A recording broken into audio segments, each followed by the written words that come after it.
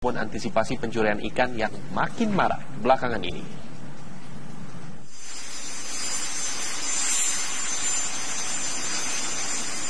Skadron F-16 dan Skadron Hawk 200 bersiaga di Pangkalan Udara Reosmin Nurjadin, Pekanbaru Riau. Skadron ini bertugas melakukan pemantauan di sejumlah wilayah kepulauan yang berbatasan dengan negara tetangga. TNI Angkatan Udara secara rutin terus melakukan patroli udara dengan pesawat tempur di wilayah Kepulauan Natuna dan sekitarnya. Ini untuk mengantisipasi masuknya pesawat atau kapal asing ke wilayah Indonesia. Selain itu, pesawat tempur TNI Angkatan Udara juga terus melakukan simulasi seperti penurunan paksa pesawat asing, serta melatih pasukan batalion Paskas untuk mengantisipasi setiap ancaman.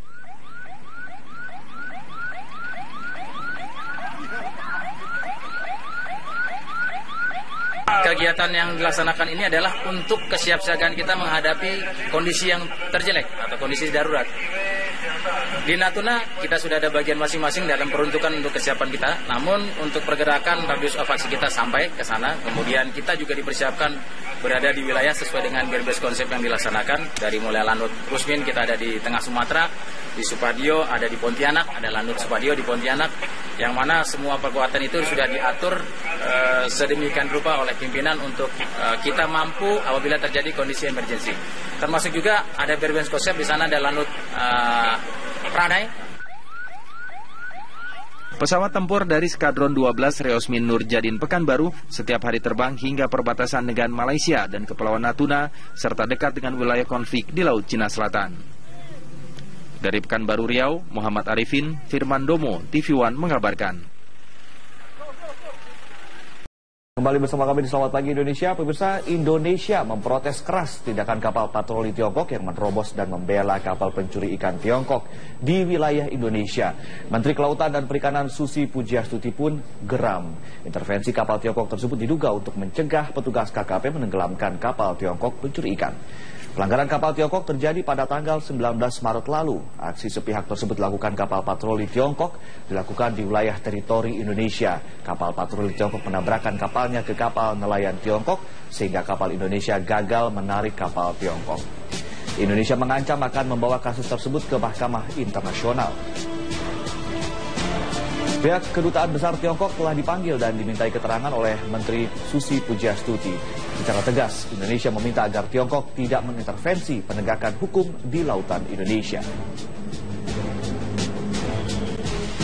Mewakili Duta Besar bahwa Indonesia, kami merasa Satgas 115 dan Kementerian Kelautan Perikanan merasa diintervensi upaya penegakan hukumnya.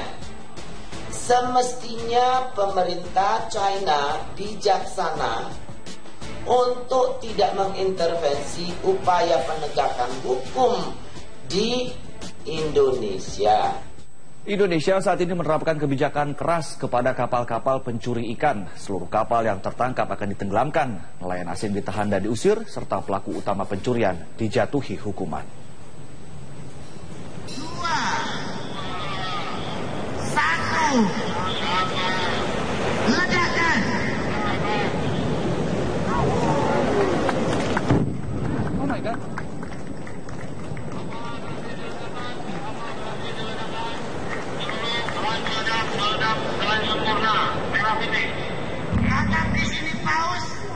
Tanggal 14 Maret lalu, MV kapal pencuri ikan internasional yang dicari-cari oleh Interpol dan beberapa negara dunia akhirnya ditenggelamkan oleh Indonesia. Kapal tersebut dikenal sebagai Raja Pencuri Ikan yang menjelajah wilayah perairan Norwegia hingga Argentina. Banyak kapal pencuri ikan dari berbagai negara yang mengalami nasib yang sama dengan MV Viking. Kebijakan keras ini membuat pencurian ikan di wilayah Indonesia menurun. Data dari Kementerian Perikanan dan Kelautan menunjukkan puluhan kapal ditangkap dan ditenggelamkan. Penenggelaman terbesar terjadi pada Agustus 2015, di mana 38 kapal ditenggelamkan di wilayah Sumatera dan Kalimantan. Kapal pencuri ikan berasal dari Thailand, Vietnam, Malaysia, dan Tiongkok, serta beberapa negara lainnya.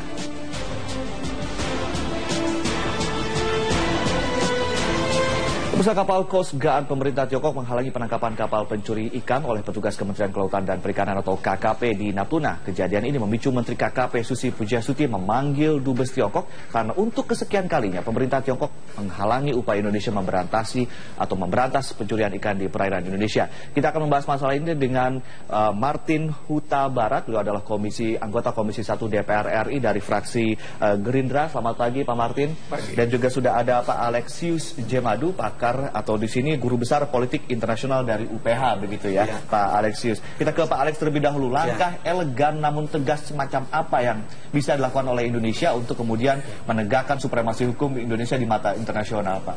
Ya, saya pikir langkah yang dilakukan oleh Menlu, Ibu Retno dan Ibu Susi sudah tepat ya. Kita memberikan ketegasan, pesan yang jelas kepada Tiongkok bahwa masalah kedaulatan wilayah laut kita itu tidak bisa dikompromikan. Itu kita harus sampaikan secara tegas kepada Tiongkok ya. Karena kalau kita memberi kesan kita lemah, dia akan mengulangi praktik yang sama dan itu tidak terlalu baik bagi wibawa Indonesia di ASEAN maupun di mata dunia. Oke. Ada wacana katanya ini atau rekomendasi untuk dibawa ini ke Mahkamah Hukum Internasional. Ada setuju atau bagaimana? Ya, saya bisa mengerti kalau ada orang menyampaikan pesan itu. Tetapi mari kita menyelesaikan masalah ini secara proporsional. Nah, karena di satu pihak kita harus pahami konteks hubungan kita dengan Tiongkok dalam kerangka yang lebih luas. Ya. Tetapi tanpa mengurangi ketegasan kita untuk meyakinkan Tiongkok bahwa Anda tidak boleh melanggar kedaulatan kami. Karena ingat bahwa Indonesia itu adalah negara yang leading di ASEAN. Nah, hanya Indonesia yang bisa menjadi penengah di ASEAN karena 4 negara ASEAN yang lain itu adalah claimants. Oke? ASEAN ada 4. Vietnam, Filipina, Brunei Darussalam, Malaysia. Nah, Indonesia itu bukan claimant. Karena itu kita bisa mempunyai bargaining menjadi penengah di ASEAN. Nah, kita katakan kepada Tiongkok, look, Indonesia itu punya peran di ASEAN. Tapi kalau Anda ganggu kedaulatan kami, ini unacceptable. Kita tidak bisa terima. Anda harus menghormati kedaulatan kami supaya kami bisa berperan optimal dalam rangka menjaga stabilitas yang menjadi kebutuhan kita semua, termasuk Tiongkok juga. Jadi ke Mahkamah Hukum Internasional belum perlu atau bagaimana menurut Anda, Pak? Saya pikir jangan kita sampai ke sana dulu, tapi kita tetap tegas kepada Tiongkok untuk menghormati kedaulatan kita. Baik, kita ke Pak Martin. Pak Martin, ini juga DPR ada juga setelah menyuarakan kesepakatannya dengan setuju dengan ketegasan dari pemerintah Indonesia dan juga menyuarakan akan setuju membawa ini ke Mahkamah Hukum Internasional. Anda sendiri bagaimana menurut Anda?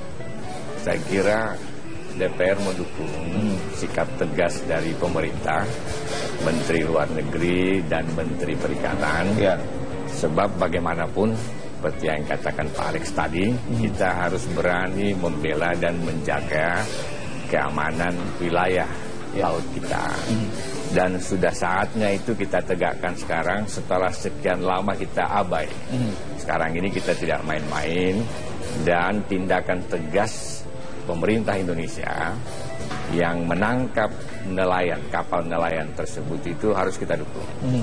Kalau misalnya negara Tiongkok bersikeras untuk mempersoalkan penangkapan kapal tersebut, membawa 8 orang awak kapalnya ke Indonesia, kita tidak ragu untuk membawa ini ke Mahkamah Internasional. Artinya harus ada tahapan-tahapan terlebih dahulu sebelum menuju ke sana, begitu Pak Martin ya? Tetapi kalau sekiranya Tiongkok bisa menerima bahwa tindakan ini adalah bagian daripada tanggung jawab kita yang memiliki kewenangan dalam wilayah perairan itu, saya kira kita bisa selesaikan sebagai negara yang sama-sama bekerja sama dengan baik.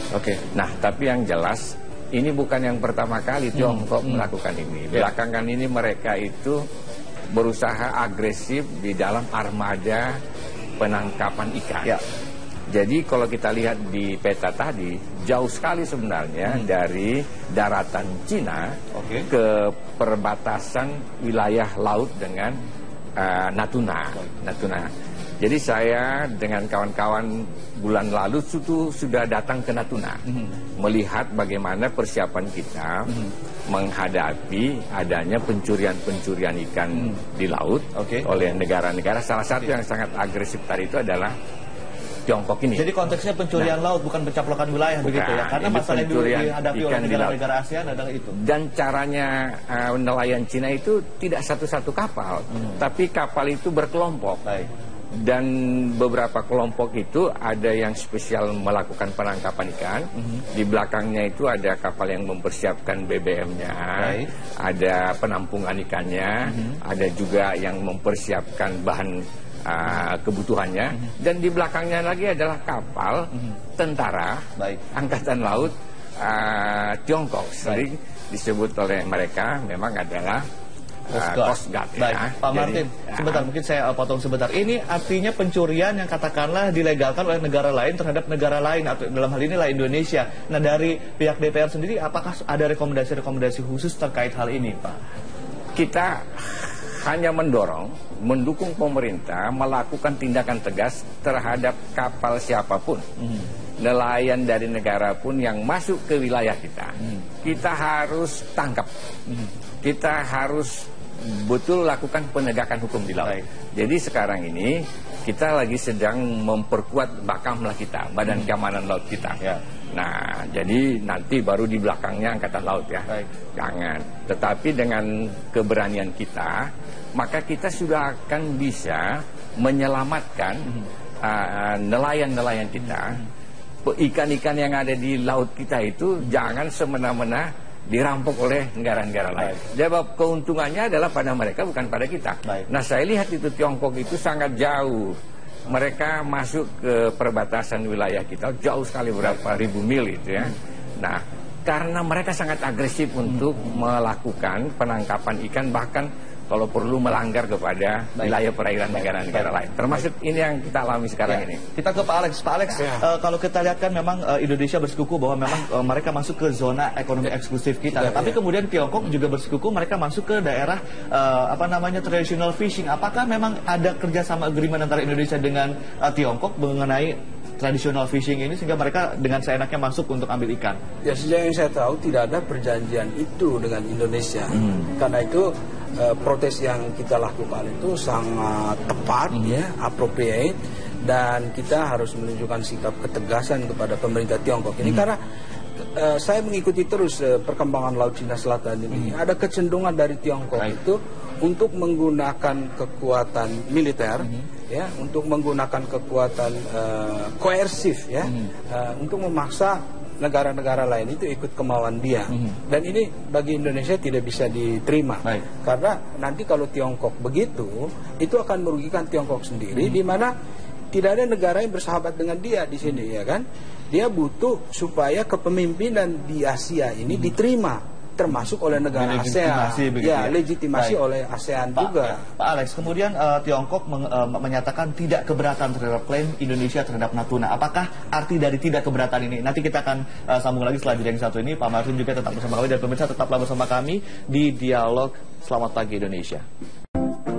Iya, kasus yang ada antara Indonesia dan Tiongkok ini merupakan bisa dikatakan serpihan kasus dalam konflik besar dalam negara-negara yang ada di Laut Cina Selatan, begitu ya Pak Alex. Tapi kalau misalnya kita menyimak kembali pernyataan Tiongkok yang menyatakan bahwa tidak keberatan terhadap klaim Indonesia terhadap Natuna. Nah, kita ingin tahu sebetulnya bagaimana kacamata Tiongkok melihat status Natuna itu milik siapa?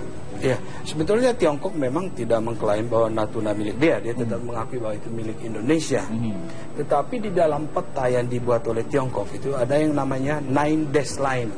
Ya, garis-garis putus. Itu ada 9. Iya. Dan itu kalau kita lihat di peta itu memang sangat dekat dengan wilayah kita. Nah, ini yang harus kita minta klarifikasi dari Tiongkok.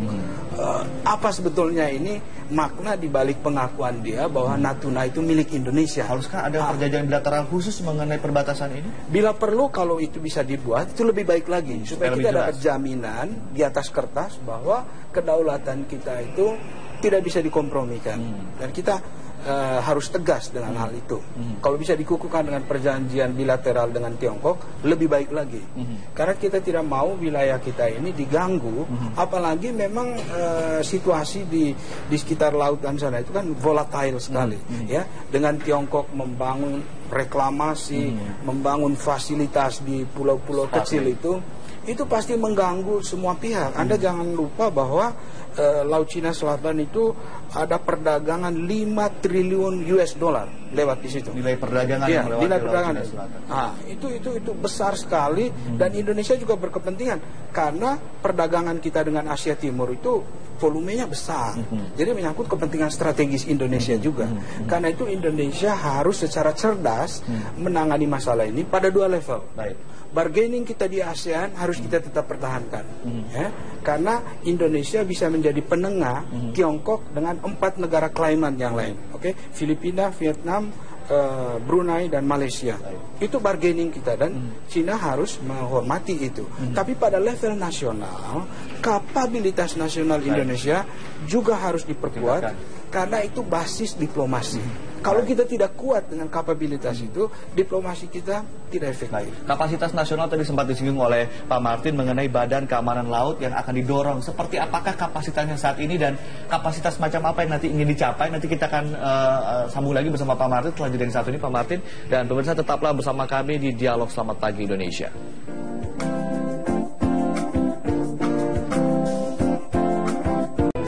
Ya, terkait dengan bargaining position Indonesia di mata dunia, tadi juga ada satu komposisi atau satu indikator yang harus diperkuat, begitu namanya Bakamla, kapasitas nasional yang harus diperkuat.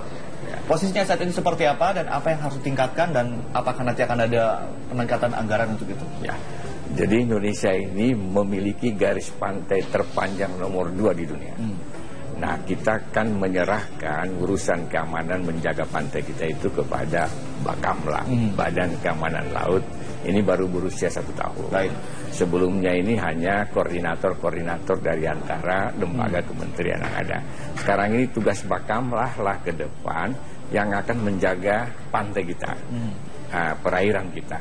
Dan sekarang memang sudah memiliki beberapa kapal, tapi akan kita tingkatkan tahun ini sampai tahun depan akan memiliki beberapa buah kapal, beberapa puluh kapal lagi, ukuran sedang dan besar untuk menjaga pantai kita. Nanti di belakangnya ada angkatan laut begitu ya? Kalau sangat penting diperlukan, baru muncul angkatan laut. Kalau kapal-kapal angkatan laut itu kan kapal perang.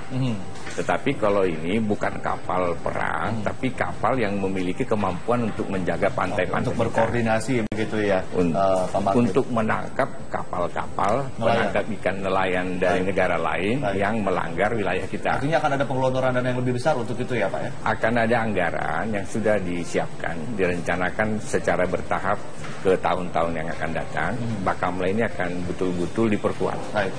Dan baru saja kemarin itu baru terjadi pergantian kepala Bakamla beberapa hari yang lalu.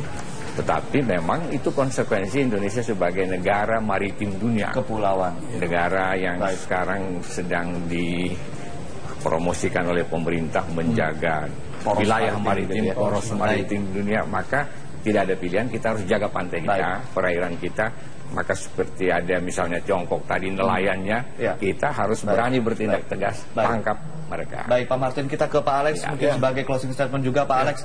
Bagaimana harus dilakukan oleh Indonesia tadi selain kapasitas nasional ditingkatkan? Kita ada di dalam kisaran konflik geopolitik Laut Cina Selatan. Mau tidak mau kita otomatis terseret begitu karena kita memang ada juga kepentingan di sana. Apa yang harus kita lakukan supaya kita tetap netral tapi kita tidak diinjak-injak kedaulatannya terutama oleh negara yang sedang berkonflik terutama Tiongkok? Ya, jadi platform kebijakan kita itu ada 2. Di tingkat ASEAN itu kita terjaga kredibilitas, kredensial, tingkat kepercayaan yang dimiliki oleh Indonesia saat ini untuk bermain di tingkat ASEAN. Itu kita harus jaga karena itu adalah bargaining kita menghadapi kekuatan besar ini. Tidak hanya Tiongkok tapi juga Amerika Serikat.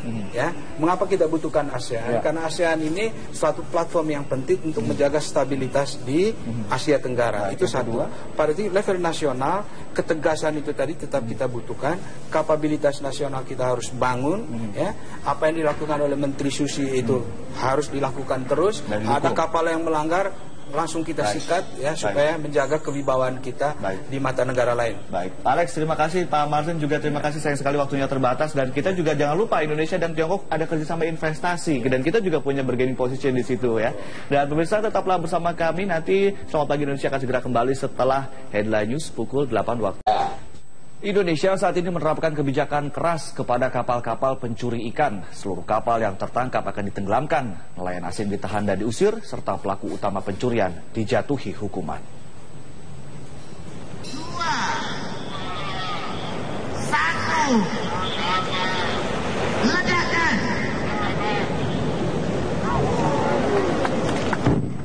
Oh my God.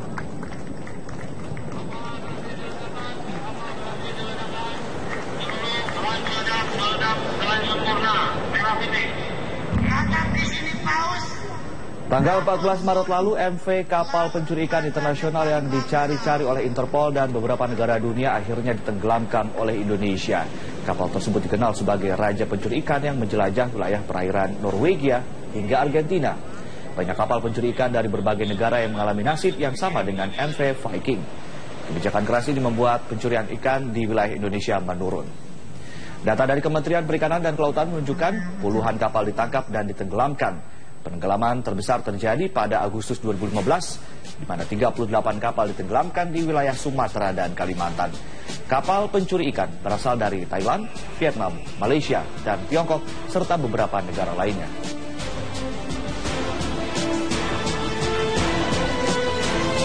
Pemirsa, kapal Coast Guard pemerintah Tiongkok menghalangi penangkapan kapal pencuri ikan oleh petugas Kementerian Kelautan dan Perikanan atau KKP di Natuna. Kejadian ini memicu Menteri KKP Susi Pujiastuti memanggil Dubes Tiongkok karena untuk kesekian kalinya pemerintah Tiongkok menghalangi upaya Indonesia memberantas pencurian ikan di perairan Indonesia. Kita akan membahas masalah ini dengan Martin Huta Barat. Beliau adalah anggota Komisi 1 DPR RI dari fraksi Gerindra. Selamat pagi Pak Martin. Pagi. Dan juga sudah ada Pak Alexius Jemadu, pakar atau di sini guru besar politik internasional dari UPH, begitu ya, Pak Alexius. Kita ke Pak Alex terlebih dahulu. Langkah elegan namun tegas semacam apa yang bisa dilakukan oleh Indonesia untuk kemudian menegakkan supremasi hukum Indonesia di mata internasional, Pak? Ya, saya pikir langkah yang dilakukan oleh Menlu, Ibu Retno dan Ibu Susi sudah tepat ya. Kita memberikan ketegasan, pesan yang jelas kepada Tiongkok bahwa masalah kedaulatan wilayah laut kita itu tidak bisa dikompromikan. Itu kita harus sampaikan secara tegas kepada Tiongkok ya. Karena kalau kita memberi kesan kita lemah, dia akan mengulangi praktik yang sama dan itu tidak terlalu baik bagi wibawa Indonesia di ASEAN maupun di mata dunia. Oke. Ada wacana katanya ini atau rekomendasi untuk dibawa ini ke Mahkamah Hukum Internasional. Ada setuju atau bagaimana? Ya, saya bisa mengerti kalau ada orang menyampaikan pesan itu. Tetapi mari kita menyelesaikan masalah ini secara proporsional. Nah, karena di satu pihak kita harus pahami konteks hubungan kita dengan Tiongkok dalam kerangka yang lebih luas. Ya. Tetapi tanpa mengurangi ketegasan kita untuk meyakinkan Tiongkok bahwa Anda tidak boleh melanggar kedaulatan kami. Karena ingat bahwa Indonesia itu adalah negara yang leading di ASEAN. Nah, hanya Indonesia yang bisa menjadi penengah di ASEAN karena 4 negara ASEAN yang lain itu adalah claimants. ASEAN ada 4. Vietnam, Filipina, Brunei Darussalam, Malaysia. Nah, Indonesia itu bukan claimant. Karena itu kita bisa mempunyai bargaining menjadi penengah di ASEAN. Nah, kita katakan kepada Tiongkok, look, Indonesia itu punya peran di ASEAN. Tapi kalau Anda ganggu kedaulatan kami, ini unacceptable. Kita tidak bisa terima ini. Anda harus menghormati kedaulatan kami supaya kami bisa berperan optimal dalam rangka menjaga stabilitas yang menjadi kebutuhan kita semua, termasuk Tiongkok juga. Jadi ke Mahkamah Hukum Internasional belum perlu atau bagaimana menurut Anda, Pak? Saya pikir jangan kita sampai ke sana dulu, tapi kita tetap tegas kepada Tiongkok untuk menghormati kedaulatan kita. Baik, kita ke Pak Martin. Pak Martin, ini juga DPR ada juga setelah menyuarakan kesepakatannya dengan setuju dengan ketegasan dari pemerintah Indonesia dan juga menyuarakan akan setuju membawa ini ke Mahkamah Hukum Internasional. Anda sendiri bagaimana menurut Anda? Saya kira DPR mendukung sikap tegas dari pemerintah, Menteri Luar Negeri dan Menteri Perikanan. Sebab bagaimanapun seperti yang katakan Pak Alex tadi, kita harus berani membela dan menjaga keamanan wilayah laut kita. Dan sudah saatnya itu kita tegakkan sekarang setelah sekian lama kita abai. Sekarang ini kita tidak main-main dan tindakan tegas pemerintah Indonesia yang menangkap nelayan, kapal nelayan tersebut itu harus kita dukung.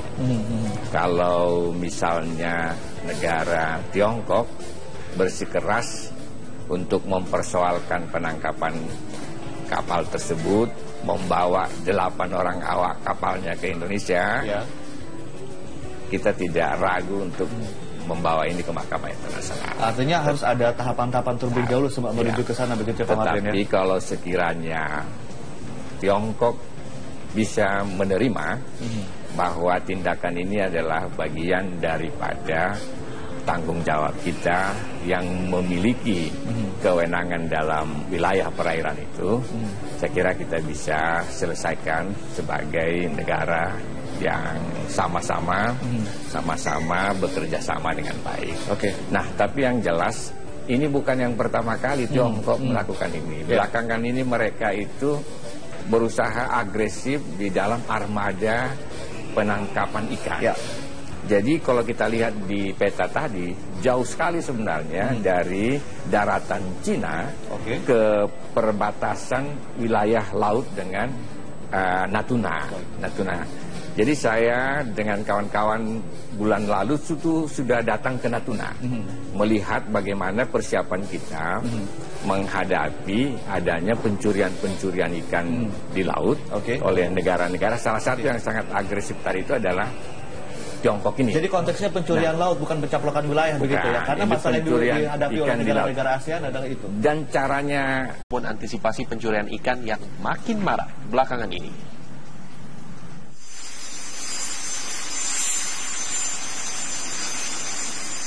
Skadron F-16 dan Skadron Hawk 200 bersiaga di Pangkalan Udara Reosmin Nurjadin, Pekanbaru Riau.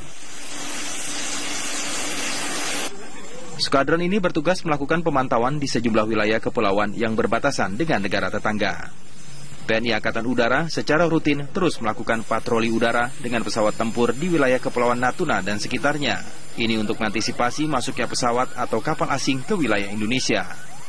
Selain itu, pesawat tempur TNI Angkatan Udara juga terus melakukan simulasi seperti penurunan paksa pesawat asing, serta melatih pasukan batalion Paskas untuk mengantisipasi setiap ancaman.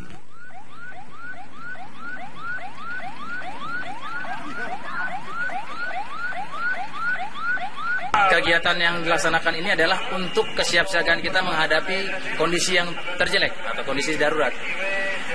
Di Natuna kita sudah ada bagian masing-masing dalam peruntukan untuk kesiapan kita. Namun untuk pergerakan radius evakuasi kita sampai ke sana. Kemudian kita juga dipersiapkan berada di wilayah sesuai dengan gearbest konsep yang dilaksanakan. Dari mulai Lanut Rusmin kita ada di tengah Sumatera, di Supadio ada di Pontianak, ada Lanut Supadio di Pontianak, yang mana semua perkuatan itu sudah diatur sedemikian rupa oleh pimpinan untuk kita mampu apabila terjadi kondisi emergensi. Termasuk juga ada gearbest konsep di sana, ada Lanut Pranai. Pesawat tempur dari Skadron 12 Reosmin Nurjadin Pekanbaru setiap hari terbang hingga perbatasan dengan Malaysia dan Kepulauan Natuna, serta dekat dengan wilayah konflik di Laut Cina Selatan. Dari Pekanbaru Riau, Muhammad Arifin, Firman Domo, TV One mengabarkan.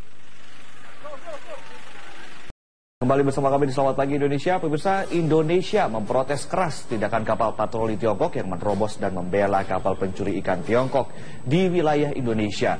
Menteri Kelautan dan Perikanan Susi Pujiastuti pun geram. Intervensi kapal Tiongkok tersebut diduga untuk mencegah petugas KKP menenggelamkan kapal Tiongkok pencuri ikan.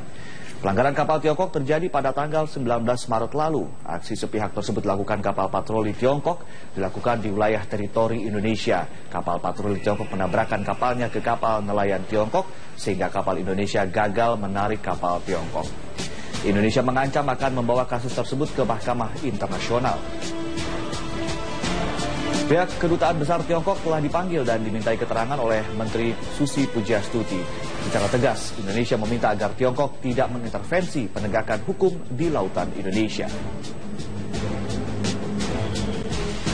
Mewakili Duta Besar bahwa Indonesia, kami merasa Satgas 115 dan Kementerian Kelautan Perikanan merasa diintervensi upaya penegakan hukumnya.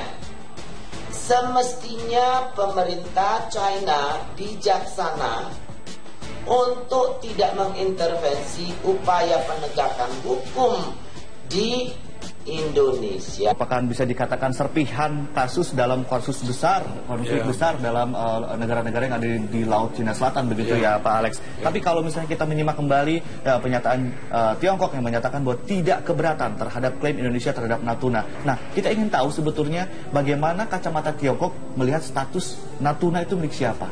Ya, sebetulnya Tiongkok memang tidak mengklaim bahwa Natuna milik dia tetap mengakui bahwa itu milik Indonesia. Tetapi di dalam peta yang dibuat oleh Tiongkok itu ada yang namanya 9 dash line, ya, garis-garis putus. Itu ada 9. Iya. Dan itu kalau kita lihat di peta itu memang sangat dekat dengan wilayah kita. Nah, ini yang harus kita minta klarifikasi dari Tiongkok. Apa sebetulnya ini makna dibalik pengakuan dia bahwa Natuna itu milik Indonesia? Haruskah ada perjanjian bilateral khusus mengenai perbatasan ini? Bila perlu, kalau itu bisa dibuat, itu lebih baik lagi. Supaya kita dapat jaminan di atas kertas bahwa kedaulatan kita itu tidak bisa dikompromikan. Dan kita harus tegas dengan hal itu. Kalau bisa dikukuhkan dengan perjanjian bilateral dengan Tiongkok, lebih baik lagi. Karena kita tidak mau wilayah kita ini diganggu, apalagi memang situasi di sekitar lautan sana itu kan volatile sekali, ya. Dengan Tiongkok membangun reklamasi, membangun fasilitas di pulau-pulau kecil itu pasti mengganggu semua pihak. Anda jangan lupa bahwa Laut Cina Selatan itu ada perdagangan 5 triliun US dollar lewat di situ. Nilai perdagangan yang lewat nilai di perdagangan. Laut Cina Selatan. Itu besar sekali dan Indonesia juga berkepentingan karena perdagangan kita dengan Asia Timur itu volumenya besar. Jadi menyangkut kepentingan strategis Indonesia juga. Karena itu Indonesia harus secara cerdas menangani masalah ini pada 2 level. Bargaining kita di ASEAN harus kita tetap pertahankan, ya, karena Indonesia bisa menjadi penengah Tiongkok dengan 4 negara klaiman yang lain, Filipina, Vietnam, Brunei dan Malaysia. Itu bargaining kita dan Cina harus menghormati itu. Tapi pada level nasional, kapabilitas nasional Indonesia juga harus diperkuat karena itu basis diplomasi. Kalau kita tidak kuat dengan kapabilitas itu, diplomasi kita tidak efektif. Kapasitas nasional tadi sempat disinggung oleh Pak Martin mengenai Badan Keamanan Laut yang akan didorong. Seperti apakah kapasitasnya saat ini dan kapasitas macam apa yang nanti ingin dicapai? Nanti kita akan sambung lagi bersama Pak Martin setelah jeda yang satu ini, Pak Martin. Dan pemirsa tetaplah bersama kami di Dialog Selamat Pagi Indonesia.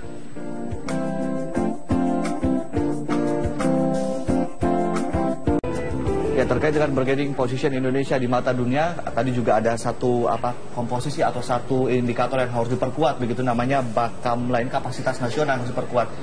Posisinya saat ini seperti apa dan apa yang harus ditingkatkan dan apakah nanti akan ada peningkatan anggaran untuk itu? Ya. Jadi Indonesia ini memiliki garis pantai terpanjang nomor 2 di dunia. Nah, kita kan menyerahkan urusan keamanan menjaga pantai kita itu kepada BAKAM, Badan Keamanan Laut. Ini baru berusia 1 tahun. Sebelumnya ini hanya koordinator-koordinator dari antara lembaga. Nelayan Cina itu tidak satu-satu kapal, tapi kapal itu berkelompok. Dan beberapa kelompok itu ada yang spesial melakukan penangkapan ikan. Di belakangnya itu ada kapal yang mempersiapkan BBM-nya, ada penampungan ikannya, ada juga yang mempersiapkan bahan kebutuhannya, dan di belakangnya lagi adalah kapal tentara Angkatan Laut Tiongkok, sering disebut oleh mereka memang adalah Coast Guard. Pak Martin, sebentar, mungkin saya potong sebentar. Ini artinya pencurian yang katakanlah dilegalkan oleh negara lain terhadap negara lain, atau dalam hal inilah Indonesia. Nah, dari pihak DPR sendiri, apakah ada rekomendasi-rekomendasi khusus terkait hal ini, Pak? Kita hanya mendukung pemerintah melakukan tindakan tegas terhadap kapal siapapun, nelayan dari negara pun yang masuk ke wilayah kita. Kita harus tangkap, kita harus betul lakukan penegakan hukum di laut. Jadi sekarang ini kita lagi sedang memperkuat Bakamla kita, Badan Keamanan Laut kita. Nah, jadi nanti baru di belakangnya Angkatan Laut ya. Jangan. Tetapi dengan keberanian kita, maka kita sudah akan bisa menyelamatkan nelayan-nelayan kita. Ikan-ikan yang ada di laut kita itu jangan semena-mena dirampok oleh negara-negara lain. Sebab keuntungannya adalah pada mereka, bukan pada kita. Nah, saya lihat itu Tiongkok itu sangat jauh. Mereka masuk ke perbatasan wilayah kita jauh sekali, berapa ribu mil itu ya. Nah, karena mereka sangat agresif untuk melakukan penangkapan ikan, bahkan kalau perlu melanggar kepada wilayah perairan negara-negara lain. Termasuk ini yang kita alami sekarang ini. Kita ke Pak Alex. Pak Alex, kalau kita lihat kan memang Indonesia bersikuku bahwa memang mereka masuk ke zona ekonomi eksklusif kita. Tapi kemudian Tiongkok juga bersikuku mereka masuk ke daerah traditional fishing. Apakah memang ada kerjasama agreement antara Indonesia dengan Tiongkok mengenai traditional fishing ini sehingga mereka dengan seenaknya masuk untuk ambil ikan? Ya, sejauh yang saya tahu tidak ada perjanjian itu dengan Indonesia. Karena itu protes yang kita lakukan itu sangat tepat, appropriate, dan kita harus menunjukkan sikap ketegasan kepada pemerintah Tiongkok ini karena saya mengikuti terus perkembangan Laut Cina Selatan ini. Ada kecenderungan dari Tiongkok itu untuk menggunakan kekuatan militer, ya, untuk menggunakan kekuatan koersif, ya, untuk memaksa negara-negara lain itu ikut kemauan dia. Dan ini bagi Indonesia tidak bisa diterima. Karena nanti kalau Tiongkok begitu, itu akan merugikan Tiongkok sendiri, di mana tidak ada negara yang bersahabat dengan dia di sini, ya kan? Dia butuh supaya kepemimpinan di Asia ini diterima, termasuk oleh negara ASEAN. Legitimasi oleh ASEAN juga. Pak Alex, kemudian Tiongkok menyatakan tidak keberatan terhadap klaim Indonesia terhadap Natuna. Apakah arti dari tidak keberatan ini? Nanti kita akan sambung lagi setelah jeda yang satu ini. Pak Martin juga tetap bersama kami, dan pemirsa tetaplah bersama kami di Dialog Selamat Pagi Indonesia. Iya, kasus yang ada antara Indonesia dan Tiongkok ini